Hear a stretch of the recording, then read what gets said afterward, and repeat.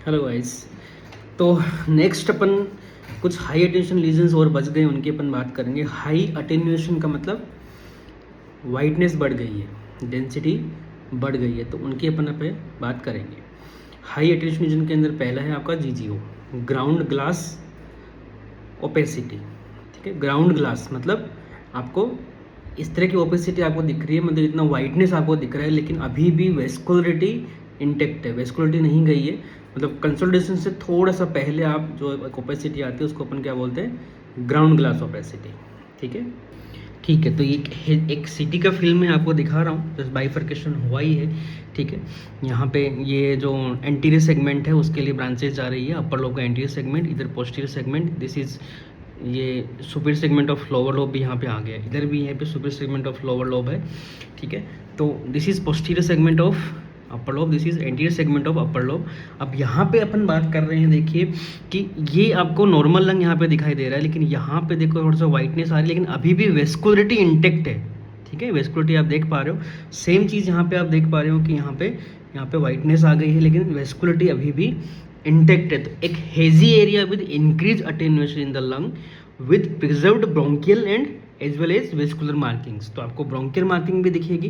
देखिए ये ब्रोंकस है, यहाँ पे इसका डिवीजन हुआ और ये ब्रोंकियल मार्किंग आपको दिख रही है। यहाँ पे ये ब्रोंकस से डिवीजन हुआ है, ब्रोंकियल मार्किंग यहाँ पे आपको दिख रही है। साथ में वेस्कुलर मार्किंग भी यहाँ पे चल रही है, वेस्कुलर मार्किंग भी साथ साथ में आपको दिख रही है। तो vascular marking and bronchial marking intact है।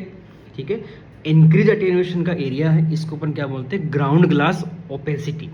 ठीक है, तो कहाँ कहाँ होता है, नॉर्मल एक्सपिरेशन में भी कई बार ऐसा मिल सकता है, जब एक्सपिरेटरी फेज के अंदर एक सिटी कट्स लिए गए कई बार एक्सपिरेटरी फेज में। ठीक है, तो उस कारण से ऐसा मिल सकता है। इसके अलावा सबसे जो कॉमनली बोला जाता है कि जीजीओ किससे बनता है, तो वो एल्वुलर जो ओपेसिटीज होती है, इसको बोलते हैं अपन पार्शियल फिलिंग ऑफ एल्वुलाई। अब वो डेब्रीज हो सकती है, उसमें फ्लूइड हो सकता है, ब्लड हो सकता है, कुछ भी हो सकता है। इसके अलावा partial collapse of the alveoli, दोनों ही सिचुएशन के अंदर आपको ग्राउंड ग्लास ओपेसिटी मिल सकती है।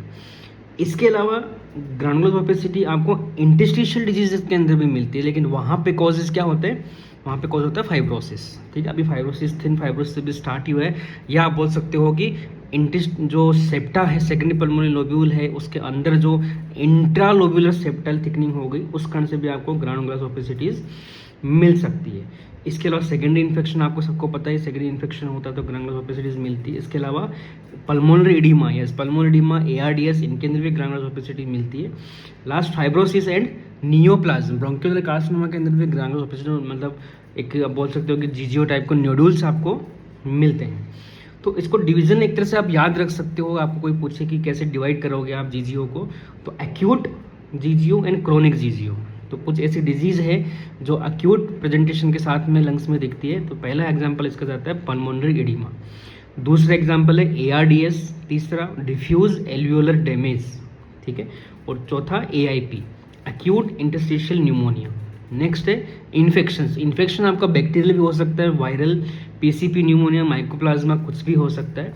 तो वो ये सब एक्यूट सिचुएशन जिसके अंदर आपको जीजीओ मिलेंगे, उनको अपन एक्यूट प्रेजेंटेशन ऑफ जीजीओ बोलते हैं। इसके अलावा कुछ डिजीज और है, जैसे अक्यूट एचपी के अंदर भी ऐसा होता है। इसके अलावा हेमरेज, पल्मोनरी एम्बोलिज्म है और साथ में आगे हेमरेज हो गया तो आपको जीजीओ मिल सकता है। AEP, acute eosinophilic pneumonia. तो HP यदि अक्यूट है, AEP मतलब इओसिनोफिलिक न्यूमोनिया यदि अक्यूट है तो आपको अक्यूट जीजीओ बोलोगे। दोनों क्रॉनिक भी होता है, तो क्रॉनिक में भी इसका एग्जाम्पल होंगे। इसके अलावा लास्ट बच गया अक्यूट रेडिएशन न्यूमोनिया, मतलब जिस रेडिएशन हुआ पेशेंट को और बाद में आपको जीजीओ मिल रहे। क्रोनिक की बात करूं तो क्रोनिक HP यहाँ पे एग्जाम्पल में जाएगा। इसके अलावा क्रोनिक इओसिनोफिलिक न्यूमोनिया, इसके अलावा COP यहाँ पे एग्जाम्पल में जाता है, क्रिप्टोजेनिक ऑर्गेनाइजिंग न्यूमोनिया। LIP यहाँ पे जाएगा, लिम्फोसाइटिक इंटरस्टिशियल न्यूमोनिया। इसके अलावा स्मोकिंग रिलेटेड ILDs, RBILD और DIP जहाँ पे मेनली NSIP पैटर्न होता है। तो NSIP पैटर्न में यूजुअली जीजीओज होता है, आपको पता है। UIP के अंदर कोई रेयरली बोला जाता है, UIP पैटर्न का जीजीओ नहीं बोला जाता, मेनली NSIP। ठीक है, इसके अलावा ब्रोंकियोलर कार्सिनोमा यदि क्रॉनिक है तो भी वो भी मिल सकता है। ठीक है, तो ये हो गया GGO. Next high attenuation lesions के अंदर नेक्स्ट आता है आपका crazy paving opacities. Crazy paving appearance बोल दो, क्रेजी पेविंग ओपेसिटीज बोल दो। देखिए टाइल्स आपको दिख रही होंगी। अब यहाँ पे 3 तरह की ओपेसिटीज है। पहला ये बिल्कुल वाइट आपको दिख रहा है, ये बिल्कुल आपको थोड़ा सा मतलब ब्लैक टाइप यहाँ पे ब्लैकिश आ गया, और ये ग्रे आपका हो गया, ये वाइट हो गया, ये ग्रे हो गया और ये ब्लैकिश हो गया। तो 3 तरह की लीजन आपको दिख रही है। तो यहाँ पे भी देखिए 3 तरह की लीजन आपको दिखेगी। आपको ये नॉर्मल लंग दिख रहा है, ठीक है, बिल्कुल ये कंसोलिडेशन वाला पार्ट भी आपको दिख रहा होगा, रेटिकुलेशन वाला पार्ट दिख रहा है, साथ में जीजीओ वाला पार्ट भी दिख रहा है, कहीं कहीं पे जीजीओ भी बीच बीच में होंगे। ये जीजीओ है, ये जीजीओ है, और साथ में रेटिकुलर पैटर्न जो आपको मिलेगा। तो यहाँ पे 3 तरह की ओपेसिटीज मिलती है। इसका मतलब क्या होगा कि जो सेकेंडरी पल्मोनरी लोब्यूल आपको दिख रहे होंगे यहाँ पे, ये सेकेंडरी पल्मोनरी लोब्यूल की साइज होती है। सेकेंडरी पल्मोनरी लोब्यूल है, सेकेंडरी पल्मोनरी लोब्यूल है, सेकेंडरी पल्मोनरी लोब्यूल बहुत सारे आपको दिख रहे होंगे यहाँ पे। देखिए secondary pulmonary lobule, secondary pulmonary lobule. तो इंटरलोब्यूलर सेप्टल थिकनिंग है, लेकिन साथ में इंट्रालोब्यूलर भी है। देखिए सेकेंडरी पल्मोनरी लोब्यूल के अंदर भी आपको सेप्टेशन साइट आपको दिख रहे होंगे। ये सेकेंडरी पल्मोनरी लोब्यूल है, ये सेकेंडरी लोब्यूल का ये सेप्टे है, ठीक है। ये इसके अंदर भी आपको ओपेसिटीज दिख रही है। मतलब क्या हुआ, अंदर भी आपको सेप्टल थिकनिंग मिल रही है। तो interlobular with intralobular septal thickening associated with ground glass opacities, इन तीनों को मिला के आप क्या बोलते हो, क्रेजी पेविंग अपीयरेंस इसको बोला जाता है। और ये कोई स्पेसिफिक डिजीज के लिए नहीं है, कहीं भी मिल सकता है। नॉर्मल इन्फेक्शन में भी आपको एक क्रेजी पेविंग मिल सकता है, लेकिन यूजुअली आप यदि क्रेजी पेविंग मिल रहा है तो सस्पेक्ट करते हैं पल्मोनरी एल्वियोलर प्रोटीनोसिस, ठीक है। इसके अलावा मैंने बताया कहीं भी मिल सकता है। तो आपका पल्मोनरी एडिमा जैसे हार्ट फेलियर हुआ, ARDS मतलब नॉन कार्डियोजेनिक एडिमा है। इसके अलावा एक्यूट इंटरस्टिशियल न्यूमोनिया के अंदर भी ऐसा मिलता है। इसके अलावा इन्फेक्शंस लाइक कोई भी बैक्टीरियल, वायरल, PCP, इसके अलावा cryptogenic organic pneumonia, bronchial carcinoma, sarcoidosis, NSIP pattern. तो ऐसा कोई फिक्स नहीं है कि क्रेजी पेविंग का मतलब कोई डिजीज में होता है, नहीं, कोई फिक्स पैटर्न नहीं है वो किसी एक मतलब के। आप इतना जरूर प्रेजेंट करेगा ये कि आपका जीजीओ साथ में होगा, मतलब साथ में आपको रेटिकुलर पैटर्न मिलेगा, और साथ में इंट्रा और इंटरलोब्यूलर बोथ सेप्टल थिकनिंग यहाँ पे मिलेगी, ठीक है। नेक्स्ट मैं आपको ऑलरेडी डिस्क्राइब कर चुका हूँ नोडुलर ओपेसिटीज। नोडुलर ओपेसिटीज में ऑलरेडी डिस्क्राइब कर चुका हूँ, वो भी आपका हाई अटेन्यूएशन के अंदर आता है। नोडुलर के मैंने आपको बताया था miliary 1 to 2 mm, 2 to 7 mm आपका माइक्रोनोडुलर लाइक सिलिकोसिस होता है, ठीक है। और 7 to 30 mm लाइक SPN होता है, या फिर नोडुलर स्टेटोज या मेट्स वगैरह हो गए। मोर देन 30 mm मतलब मास हो गया, तो वो नोडुलर ओपेसिटीज अलग से मास कोड अपन आगे पढ़ेंगे। Then reticular opacity, reticular fourth reticular opacity already describe मैं कर चुका हूँ, fine, medium size and coarse, ठीक है। Next last consolidation is also a high attenuation lesion. Consolidation में ऑलरेडी पहले ब्रॉडली डिस्क्राइब कर चुका हूँ वीडियोस में, तो वो आप वहाँ पे देख सकते हैं। नेक्स्ट अपन बात कर रहे हैं लो अटेन्यूएशन लीजन्स। लो अटेन्यूएशन का मतलब क्या हो गया, ब्लैकनिंग आ गई है यहाँ पर, ठीक है, ब्लैकनिंग आ गई है। डिवाइड मैंने कैसे किया था, विद वॉल और विदाउट वॉल। वॉल आपको ऑब्वियसली दिख रही है, तो उसमें आपका सिस्ट आएगा, ठीक है, और सिस्ट आएगा, और आपका केविटी आएगी, और साथ में आपकी जो हनी कोम्बिंग आती है वो भी उसके अंदर आती है। विदाउट वॉल में आपका एम्फाइसीमा आता है, मोज़ेक पैटर्न आता है। लेकिन अपन इनको एक साथ अपन थोड़ा सा पढ़ रहे हैं, तो कुछ डेफिनेशंस मैं बताने जा रहा हूँ, उनको आप अच्छे से गौर करके लिख लेना। तो पहले डेफिनेशन है bleb. What is BLEB, bleb. तो ब्लैब क्या होता है, these are the small air spaces. Small बोल रहा हूँ तो मतलब इनकी जो साइज होती है लेस देन 1 to 2 सेंटीमीटर होते हैं, मतलब 1 से 2 सेंटीमीटर से भी छोटी साइज के होते हैं। Usually present with in the layer of visceral pleura, मतलब इसको आप सब प्लूरल ये पाए जाते हैं। लोकेशन क्या होगी, subpleural within the layer of visceral pleura, located frequently at the apices of the lung, located frequently at the apices of the lung with wall thickness of less than 1 mm। तो दो चीज़ आपको हमेशा याद रखनी है, पहला size और दूसरा वॉल थिकनेस। इसी से अपन को डिफरेंशिएट करेंगे जो लो अटेन्यूएशन लीजन से उनको।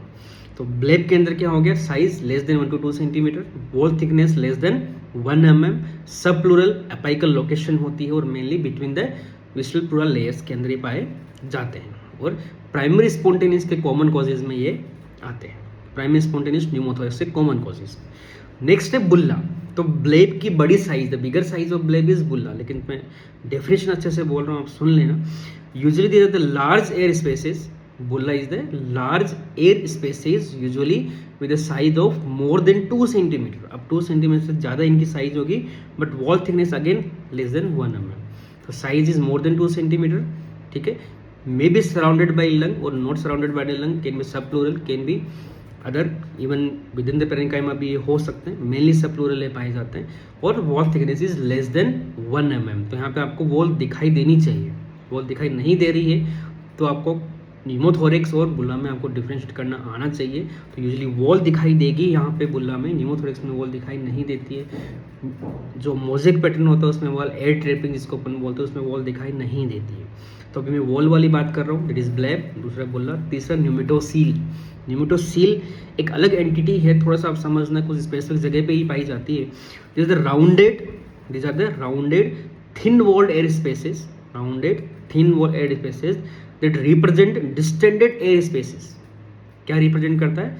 Distended air space distal to a check walled obstruction of a bronchus, distal to a check wall obstruction of bronchus और bronchiole. Usually they are transient in nature, मतलब थोड़े टाइम के लिए होती है, फिर वो अपने आप चली जाती है। कब चली जाएगी? जब आप कोज को ट्रीट कर दोगे। तो मोस्ट कॉमन जो कोज होता है वो होता है एक्यूट न्यूमोनिया में के अंदर ही पाई जाती है, जैसे स्टेफ ऑरियस के अंदर ये पाई जाती है। इसके अलावा ट्रोमेटिक भी हो सकती है। इसके अलावा एस्पिरेशन ऑफ हाइड्रोकार्बन्स उसमें भी होते हैं, जब आप ऑक्सीजन देते हो, अच्छे से ऑक्सीजन देते हो, ट्रीट करते हो, तो आप ये चली जाती है। तो ये ट्रांजिएंट, मतलब बहुत कम टाइम के लिए होती है। तो वापस डेफिनेशन में बोल रहा हूँ, they are the rounded thin walled air space that represent distended air spaces distal to a check wall obstruction of a bronchus or bronchiole, and usually they are transient in nature. Usually they are transient in nature. Next अपन बात कर रहे हैं cyst. What is cyst? तो again they are the small air filled spaces of less than 1 centimeter diameter. अब लोग सोचना, जो ब्लेब है और सिस्ट की साइज लगभग सेम सी होती है, लेकिन ब्लेब यूजुअली सब प्लूरल होते हैं, ठीक है। उनकी wall thickness less than 1 mm होती है, लेकिन यहाँ पे wall thickness 1 to 3 mm 4 mm तक हो सकती है, ठीक है। तो सिस्ट की थिकनेस है वो जस्ट लाइक अब अपन केविटी की तरफ बढ़ रहे हैं, पहले ब्लेब फिर सिस्ट फिर केविटी, ऐसे होते हैं। तो bleb less than 1 centimeter, bleb और bulla less than 1 centimeter, 1 to 3 mm, sorry less than 1 mm thickness की बात कर रहा हूँ मैं, जो वॉल थिकनेस की बात कर रहा हूँ। ब्लेब और bulla less than 1 mm, 1 to 3 mm is cyst, more than 3 mm 4 mm is cavity, ठीक है। ये डिफरेंस आपको याद रखना है। तो cyst is the small air spaces of less than 1 centimeter in diameter, usually rounded structures surrounded by lung parenchyma, usually rounded to oval structures surrounded by lung parenchyma with wall thickness of 1 to 3 mm and not associated with any pulmonary emphysema. Pulmonary emphysema साथ में नहीं होना चाहिए, तब अपन को cyst बोल देते हैं।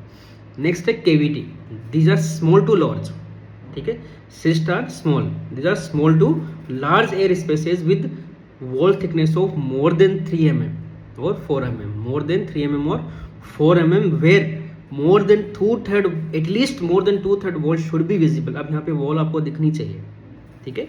वॉल, ये भी वॉल वाले स्ट्रक्चर है, wall should be visible, at least more than 2/3 wall should be visible, usually associated with surrounded consolidation or fibrosis, ठीक है। ट्यूबरक्लोसिस में केविटीज पाई जाती है, ट्यूबरक्लोसिस हो गया, साइकोडोसिस हो गया, हिस्टोप्लाज्मोसिस हो गया, इनमें केविटीज पाई जाती है। तो मेनली कंसोलिडेशन साथ में रहता है और फाइब्रोसिस साथ में रहता है। तो जैसे small to large air spaces with wall thickness of more than 3 to 4 mm, और usually wall should be visible, at least more than 2/3 wall should be visible to say them cavities. Next है bronchiectasis. ब्रोंकिक्टेसिस भी आपका लो attention legion में आता है। This is the permanent dilatation.